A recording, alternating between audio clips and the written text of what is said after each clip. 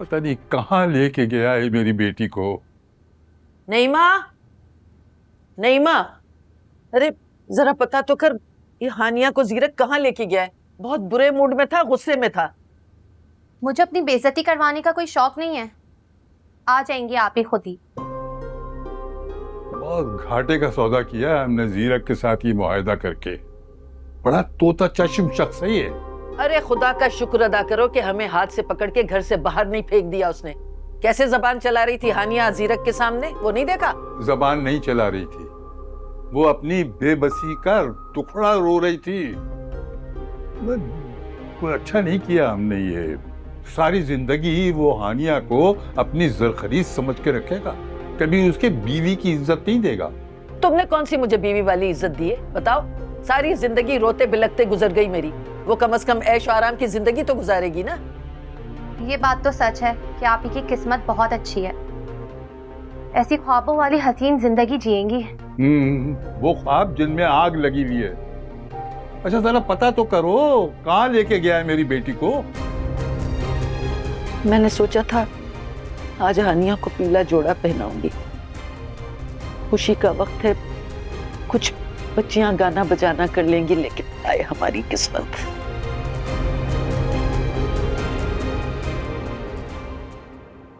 आज मैं बहुत खुश हूँ। अम्मा, अब आप हमारे साथ ही आएंगी ना? ये अम्मा कौन है? ये मेरी अम्मा। किसने सिखाया तुम्हें अम्मा कहना? हानिया तुमने? जी आंटी, मुझे अच्छा लगता है इसलिए। सुनो, वो किसी कच्ची बस्ती में नहीं रहती है जो तुम उसको अम्मा कहना सिखा रही। नूरे, तुम नाम लिया करो या आंटी कहा करो। ये मेरी अम्मा है तो अम्मा कह के बुलाऊंगी ना, आंटी या उनका नाम लेकर तो नहीं बुलाऊंगी।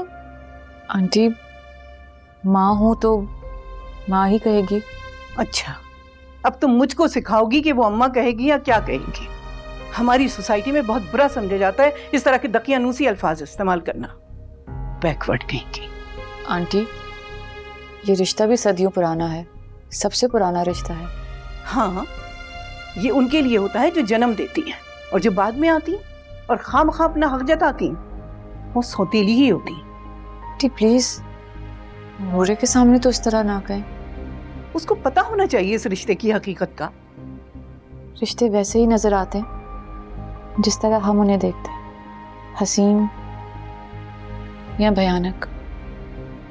और मैं तो वैसे भी यहाँ सिर्फ नूरे के साथ ही रिश्ता निभाने ही आई हूँ।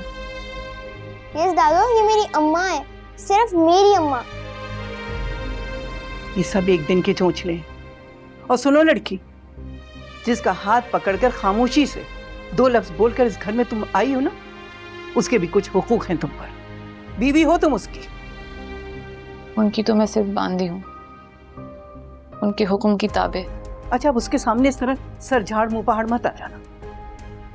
ब्यूटिशियन को बुलवाया है मैंने, दुल्हन बनाएगी वो तुम्हें।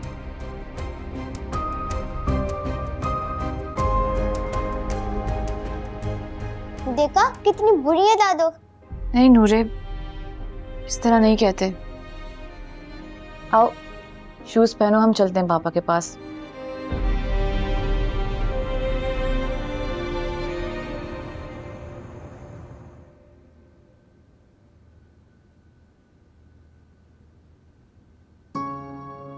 अरे भैया, ये चोट कैसी है? कहाँ से आ रहे हो? और मैं कब से इंतजार कर रहा था, तुम्हारा फोन भी बंद आ रहा था। सर आप तुम अपने रूम में जाओ, तुम्हारे बाबा तुम्हें आके चेंज करवाते हैं। जाओ, शाबाश।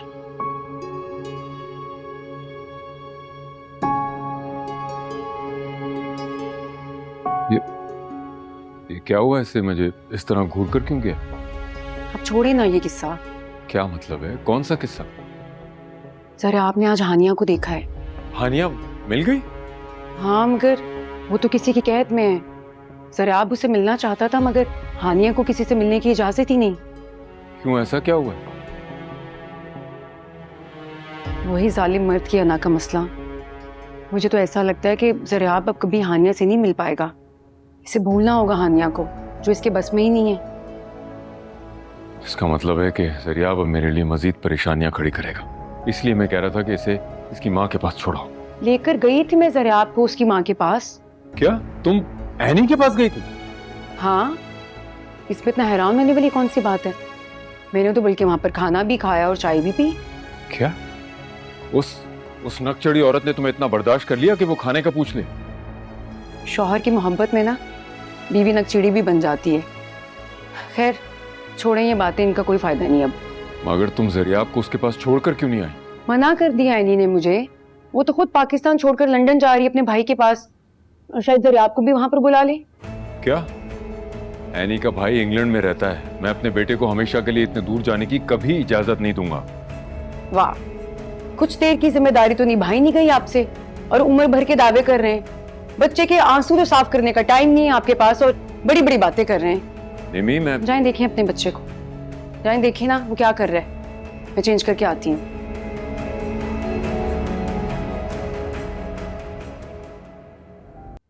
ज़रियाब बेटा, बेटा मेरी तरफ देखो, बात सुनो मेरी, देखो इधर देखो। मैं जानता हूं तुम मुझसे नाराज हो, मगर मैं मेहनत किसके लिए कर रहा हूं बेटा? तुम्हारे लिए ना। वो मीटिंग मेरे लिए अहम थी। बाबा मेरे लिए इम्पोर्टेंट सिर्फ मैम हानिया है। बेटा मेरा ख्याल है कि हानिया की शादी हो गई है, इसीलिए उस शख्स ने तुम्हें तुम्हारी टीचर से मिलने नहीं दिया। नहीं बाबा, वो शादी नहीं कर सकती। उन्होंने मुझसे प्रॉमिस किया था, वो कभी मुझे छोड़कर नहीं जा सकती। वो नहीं कर सकती बाबा शादी। वो प्रॉमिस सिर्फ तुम्हें बहलाने के लिए था बेटा। हर लड़की शादी करती है, और वो किस तरह तुम्हारी खातिर शादी नहीं करे? तुमसे ताल्लुक क्या है? कोई रिश्ता भी नहीं है। है रिश्ता बाबा। वो बेटा तुम बहुत बेवकूफ हो, और मुझे तुम पे इसलिए गुस्सा आता है।